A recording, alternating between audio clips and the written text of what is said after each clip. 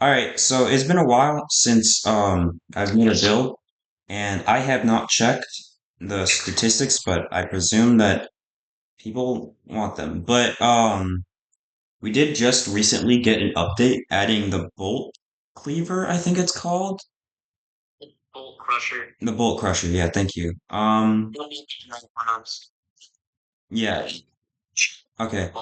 Alright, So we have bolt crusher, and then that's not really what I'm focusing on. What I'm focusing on is the fact that like they nerfed corrupted payback, which if you didn't know was basically a requirement on any build that was PvE focused for Diluvian that wasn't running crazy slots, which sounds specific, but that's a lot of builds.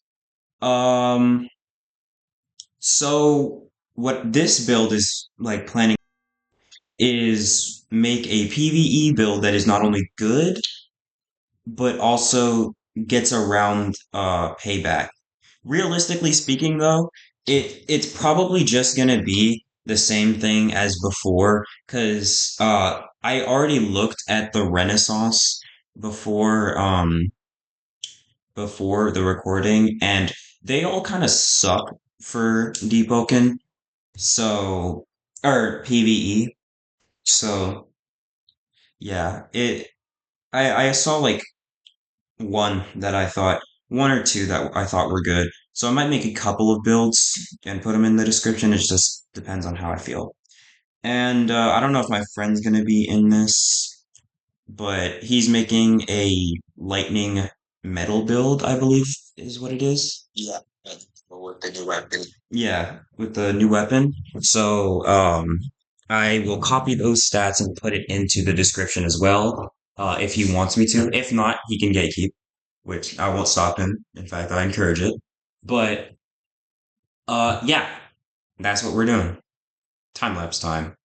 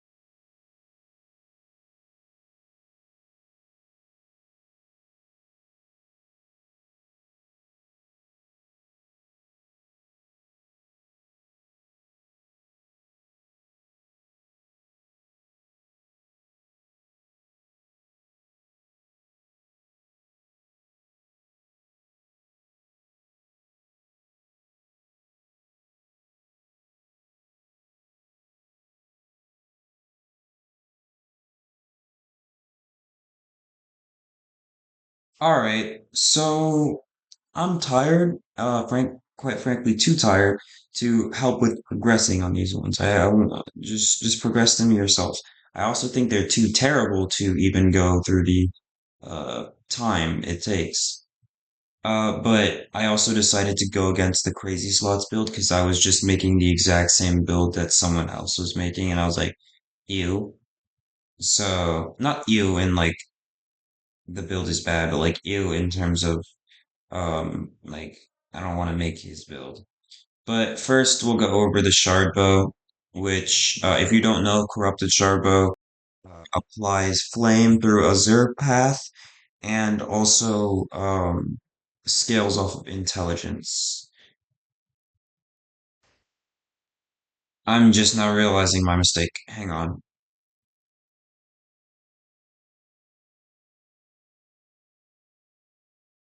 Uh, you know what? I'm too lazy to fix this build. I'll let you guys do that because these videos aren't usually like I don't make these videos specifically for people to try out my builds. I make these videos so you guys can get like I guess a baseline of what you want to do for builds and what's cool and whatnot.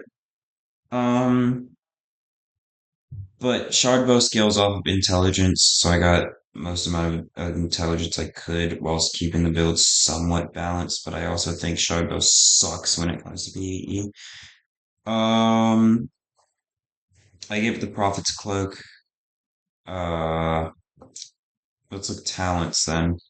Pre-Shrine, Defiance, Chaotic Charm, Lasting Charisma. I always have the Lasting Charisma and Chaotic Charm.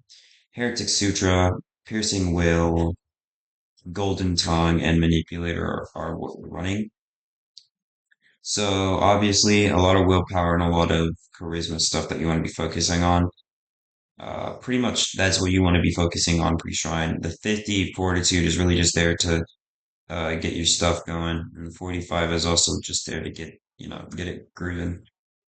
Um, Post shrine, we're gonna be wanting to focus on mantra stuff. So like, there's a lot actually. There's a lot of mantras that we want to get.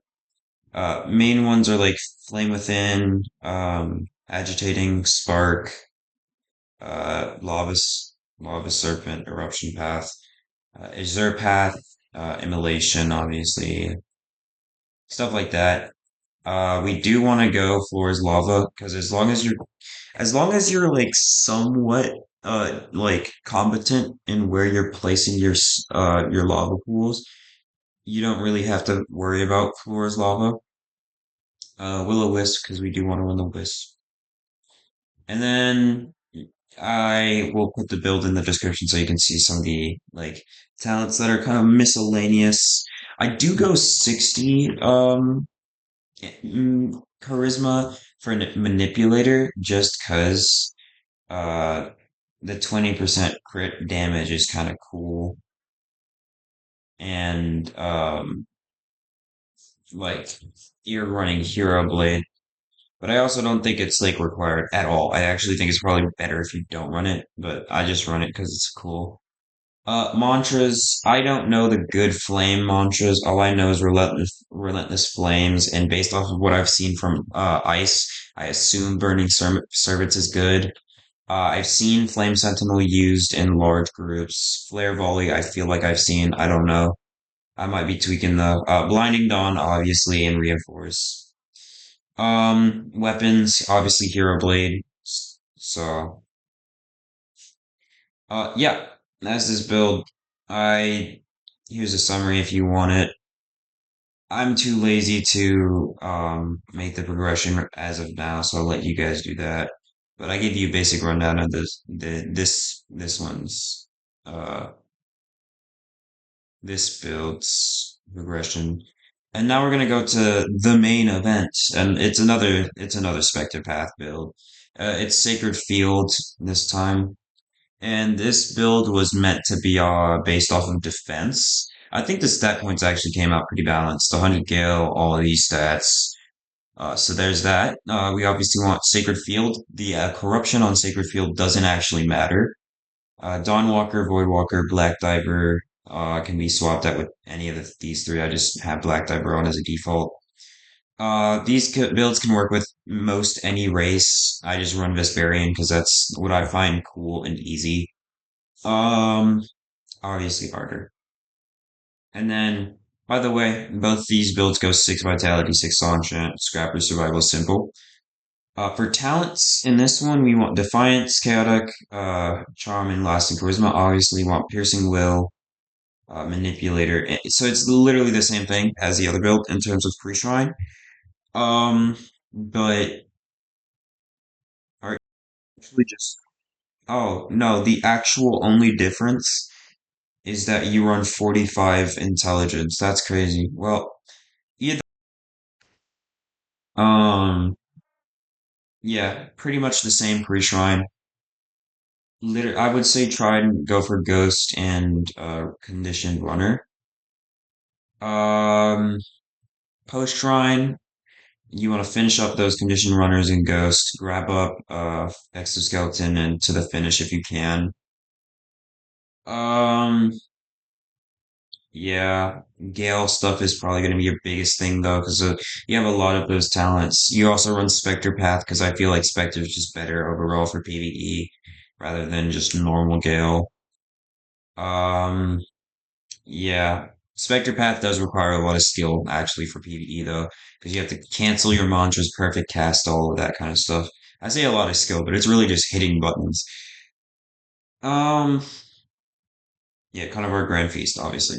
Mantras. I actually know some of the Gale Wind or the Gale mantras. Why am I not running Blinding Dawn? Here we go. Gale Wind or Gale Gun, Wind Gun, Gale Punch, Gale Trap, Astral Wind is optional. I'm just running it because it's there. Blinding Dawn, Wind Passage, Gale Wisp, and Reinforce.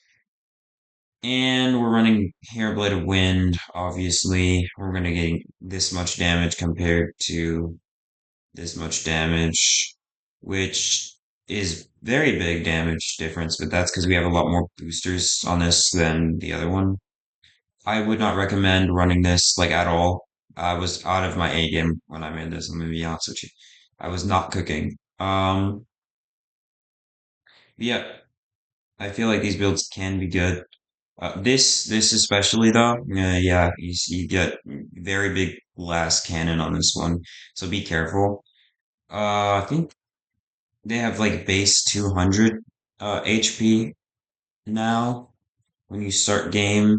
So that equals like this equals like maybe 400.